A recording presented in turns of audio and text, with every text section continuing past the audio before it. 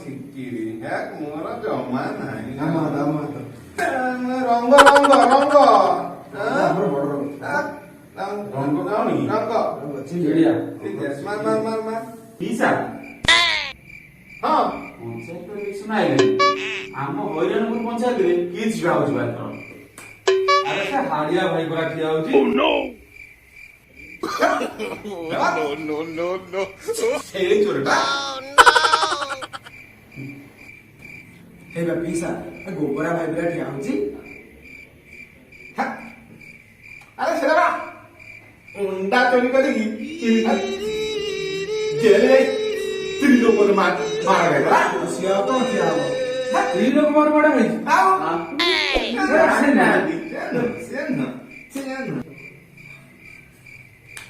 ପିସା ତମେ ସରପଞ୍ଚ ପାଇଁ ଠିଆ ହେଇଯାଉନ ପିସା ପିସା ଏବେ ନା ମାଇକ ଟାଉଟର କରିକି ବୟସ କାହିଁ ଖାଇଛନ୍ତି ପିସା ଛିଡ଼ା ହେବେ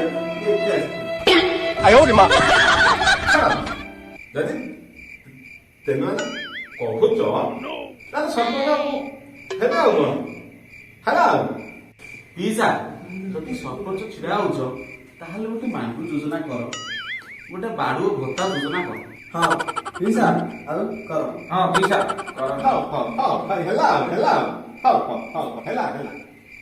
ଆରେ ବାଡୁଅ ଭତ୍ତା କଥା କହିଲ ସେ ବିଷୟରେ ଟିକେ କିଛି ଜାଣିନା ଆରେ ବାଡୁଅ ଭତ୍ତା ଯୋଉ କହିଲ ସେ କଣ ହେଲା କି ବଦ୍ରାକୁ 62 ବର୍ଷ ହେଲାଣି ସେ ବାହା ହେଇଛି ମୁଁ ସେଥିପାଇଁ ତାର ଗୋଟେ ଭତ୍ତା କଲି ଗାଁ ପିଲାଗୁଡା ସମସ୍ତେ କହୁଛନ୍ତି ବାଡୁଅ ଭତ୍ତା କର ବାଡୁଅ ଭତ୍ତା କର ବାଡୁଅ ଭତ୍ତା କର ସେଟା କଣ ଗୋଟେ କଥା ଚଗଲା ଗୁଡା ଓହୋ ପିସା ଆମର ଏଥର ସରପଞ୍ଚ ହଁ ହଁ ବଢିଆ ବଢିଆ ବଢିଆ ପିସା ପିସା ହବା ଆଉ ହବା ଆଚ୍ଛା ପିଲାମାନେ ଗୋଟେ କଥା ତମେ କଣଟା ଦରକାର କୁହ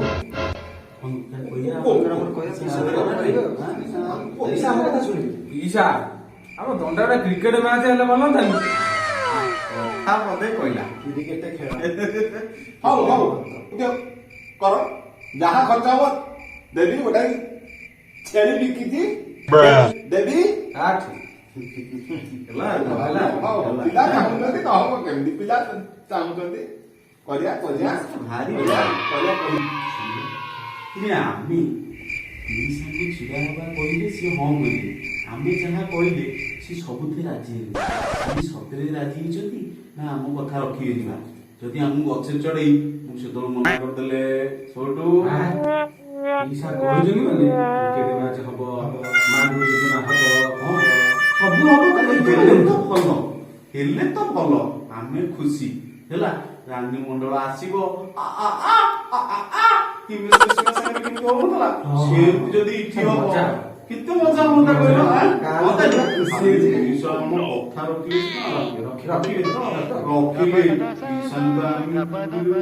ଗାଁ ଚାରିକର ଖାଲି ଗିରିଗିରି ବୁଲତେ କଥା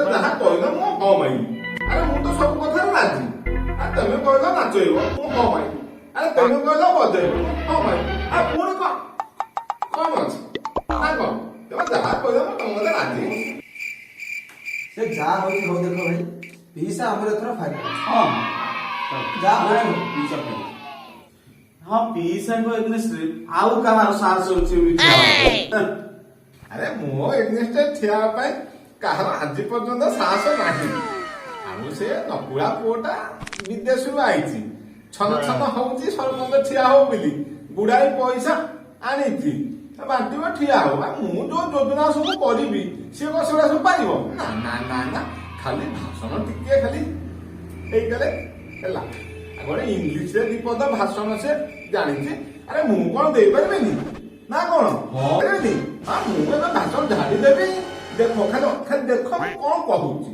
ହଁ ଦେଖ ପିସା ଆଜି ଇଂଲିଶରେ ଭାଷଣ ଦେବେ କହିଲି ଆଉ ସବୁ ଗାଁ ଲୋକଙ୍କୁ ତୁ ଯା ସେମୁଣ୍ଡକୁ ସମସ୍ତଙ୍କୁ ଡାକି ଦବୁ ମୋର ଆର ଆମେ ଯାଉଛୁ ଏମୁଣ୍ଡକୁ ସମସ୍ତଙ୍କୁ ଡାକି ଦବୁ ପିଇସା ଆଜି ଇଂଲିଶ ଭାଷଣ ଦେବ ଗାଁ ସାରା ଶୁଣିବେ ଚାଲ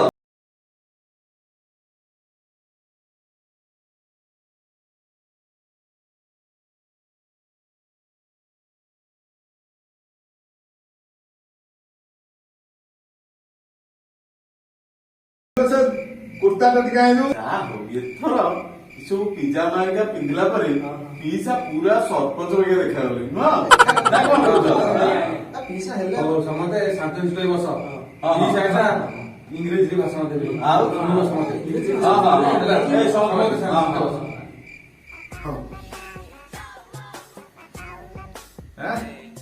ଏ ହଉଛି village come from Hairanpur I standing from Sarabhat.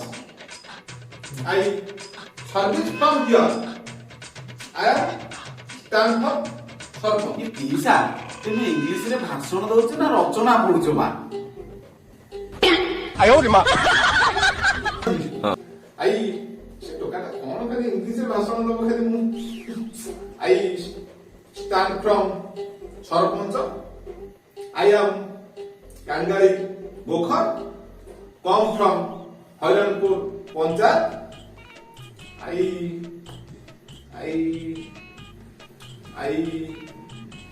ପିଇସା ଭାଷଣ ଦଉଛ ନା ଗ୍ରାମାର ପଢୁଛ? ମୁଁ ଏଥର ଯାହା କହିବି ତୁମମାନଙ୍କ ପାଇଁ କହିବି। ଆଜି ମୋର ସମସ୍ତ ହଇରାଣପୁର ପଞ୍ଚାୟତର ବେକାରୀ କାଙ୍ଗାଳିଆ ଅଝାର ବାରନ୍ଦା ଯୁବକମାନଙ୍କୁ ଏଥରକ ସରପଞ୍ଚ ଠିଆ ହେଲେ ଜିତିଲେ ମୁଁ ତମର ସେଇ ଲୋନ୍ ତାଙ୍କୁ ନିହାତି କରି ଗାଁ ଗାଁରେ ତମର ଡିଜେ ବଜେଇ ବବେରୁ ନାଚ କରିବି ଏମିତି ବିଭିନ୍ନ ଯୋଜନା ମାନ ସବୁ କରିବି। ମୋର ଗୋଟେ ଲକ୍ଷ୍ୟ ଥିଲା ସରପଞ୍ଚଟିଏ ହେଲେ ମୁଁ ବିଭିନ୍ନ ପ୍ରକାର କାମ କରିବି ବୁଝିଲେ କି ସବୁ ସବୁ କରିବି। ଏ ବର୍ଷ ଯୋଉ 5 ବର୍ଷ ଠିଆ ହେବି ସେମାନେ ମତେ ଜିତେଇବ ମୁଁ ଗାଁରେ ରାସ୍ତା ସମସ୍ୟା ଦୂର କରିବି ରାସ୍ତା ସମସ୍ୟାକୁ ଦୂର କରିବି। କିନ୍ତୁ ଗୋଟିଏ ସାଇକେଲ ବଦଳରେ ଗୋଟେ ଗାଡି କିଣିବି 2 ଚକିଆ ଗାଡି। ଆର 5 ବର୍ଷରେ ପୁଣି ସେ ରାସ୍ତା ସମସ୍ୟା ଦୂର କରିବି।